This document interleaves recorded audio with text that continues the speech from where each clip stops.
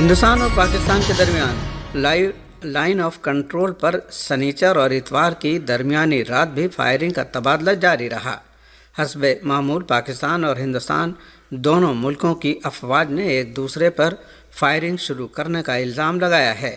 رپورٹوں میں بتایا گیا ہے کہ ہندوستان اور پاکستان کے درمیان لائن آف کنٹرول پر ساری رات جاری رہنے والی فائرنگ سے اگرچہ کسی جانی نقصان کی اطلاع نہیں ہے، لیکن عوام میں خوف و ہراس پایا جاتا ہے۔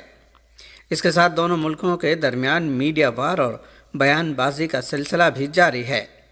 واضح رہے کہ 22 اپریل کو ہندوستان کے زیر انتظام کشمیر کے سیاحتی مرکز پہلگام میں غیر ریاستی سیاحوں پر دہشت گردانہ حملے کے بعد ہندوستان نے پاکستان پر دہشت گردوں کی پشت پناہی کا الزام لگایا اور پھر دونوں ملکوں کے درمیان کشیدگی تشویشناک حد تک بڑھ گئی۔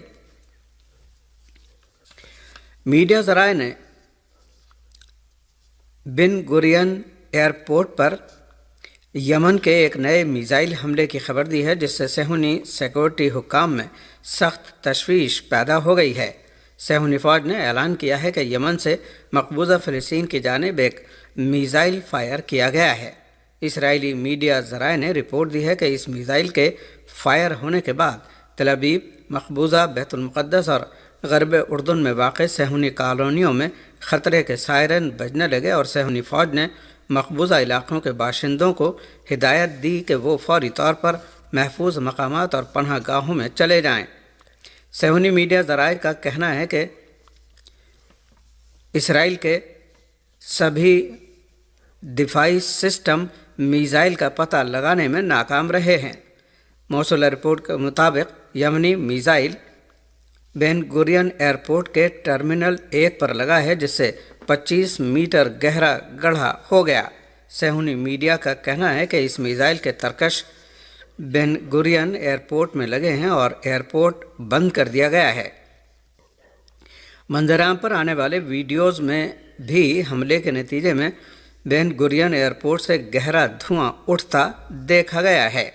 صہیونی حکومت کے میڈیا ذرائع نے رپورٹ دی ہے کہ تل ابیب میں بین گورین ایئرپورٹ پر یمنی فوج کے میزائل حملے سے صہیونی حکومت کے سیکورٹی حکام میں تشویش کی لہر پیدا ہو گئی ہے۔ اسرائیل کے سرکاری ریڈیو نے رپورٹ دی ہے کہ اس حکومت کے سیکورٹی حکام کو یمنی فوج کے میزائل کو روکنے میں دفاعی سسٹم کی ناکامی پر کافی تشویش ہے۔ صہیونی حکومت کے سیکورٹی حکام کو اعتراف ہے کہ یمنی میزائل اسرائیلی فوج کی 4 دفاعی شیلڈوں کو توڑتا ہوا بین گورین ایئرپورٹ پر جا لگا اور یہ تشویشناک امر ہے۔ صہیونی حکومت کے چینل نمبر 12 نے اس سلسلے میں رپورٹ دی ہے کہ یمنی میزائل کا وار ہیڈ کافی بڑا تھا اور شدید دھماکے کی وجہ بھی یہی ہے۔ چینل 12 نے اعتراف کیا ہے کہ یمنی میزائل ایئر ڈیفنس سسٹم کی 4 دفاعی دیواروں کو عبور کر کے بین گورین ایئرپورٹ کے بیچ میں جا کر گرا ہے۔ یمن کے خلاف امریکی جارحیت کا سلسلہ جاری ہے اور امریکی جنگی طیاروں نے یمن کے 3 صوبوں کو نشانہ بنایا ہے۔ المسیرہ ٹی وی چینل کی رپورٹ کے مطابق امریکی جنگی طیاروں نے ایک بار پھر یمن کے مختلف علاقوں پر شدید فضائی بمباری کی ہے۔ تفصیلات کے مطابق امریکی لڑاکا طیاروں نے تازہ جارحیت کے دوران یمن کے کئی علاقوں کو نشانہ بنایا، جن میں مشرقی صنعاء کا علاقہ بھی شامل ہے، جہاں 4 فضائی حملے کیے گئے۔ اسی طرح صوبہ عمران کے شمالی علاقے پر بھی کم از کم 2 مرتبہ بمباری کی گئی۔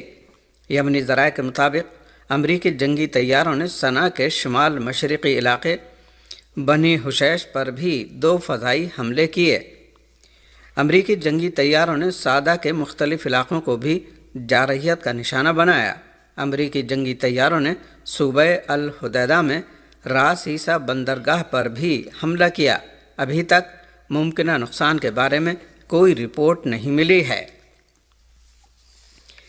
غزہ کے خلاف وحشیانہ صہیونی جارحیت کا سلسلہ بدستور جاری ہے، جس کے نتیجے میں مزید کئی فلسطینی عام شہری شہید اور زخمی ہو گئے ہیں۔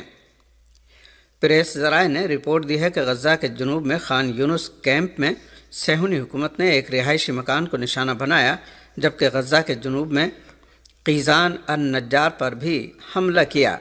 الجزیرہ کے نامہ نگار کا کہنا ہے کہ غزہ کے جنوب میں خان یونس کے شمال مغربی علاقے المواسی میں خیمہ بستی پر حملے میں کئی افراد شہید اور زخمی ہوئے ہیں۔ المواسی میں ایک عمارت پر جارحیت میں بھی 4 فلسطینی شہید ہوئے ہیں۔ خان یونس کے مغرب میں العمل پر بھی جارحیت میں ایک فلسطینی عورت شہید ہو گئی۔ فلسطینی ذرائع کے مطابق جبالیہ البلد پر صہیونی حملے میں بھی متعدد فلسطینی زخمی ہوئے ہیں۔ ان ذرائع کا کہنا ہے کہ صہیونی فوج نے اس علاقے میں النظر روڈ پر واقع ایک عمارت پر گولہ باری کی، جس میں کئی افراد زخمی ہو گئے۔ صہیونی حکومت نے غزہ میں رہائشی علاقوں اور عام شہریوں کے علاوہ بھوکوں کو خوراک فراہم کرنے والے مراکز کو بھی نشانہ بنایا ہے، جبکہ غزہ میں غذائی اشیاء کی شدید قلت ہے اور بھوکمری کا خطرہ مسلسل بڑھتا ہی جا رہا ہے، جبکہ صہیونی فوجی غذائی امداد بھی روک رہے ہیں اور غزہ پہنچنے نہیں دے رہے ہیں۔ ایسا معلوم ہوتا ہے کہ صہیونی حکومت بہت ہی نڈر ہو کر فلسطینیوں کی نسل کشی جاری رکھے ہوئے ہے اور اسے کوئی عالمی ادارہ بھی روکنے والا نہیں ہے۔ اسرائیلی فوج نے ایک بیان جاری کر کے غزہ پٹی میں فوجی کارروائیاں بڑھانے کے لیے ریزرو فورس کے 10,000 جوانوں کو طلب کر لیا ہے۔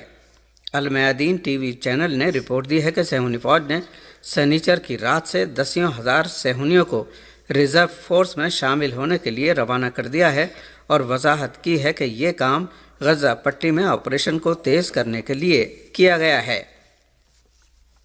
اسرائیل کے چینل 12 نے رپورٹ دی ہے کہ ریزرو فورس کے تقریباً 60,000 جوانوں کو حکم دیا گیا ہے کہ وہ آئندہ چند دنوں میں خود کو فوجی یونٹ کے سامنے پیش کریں۔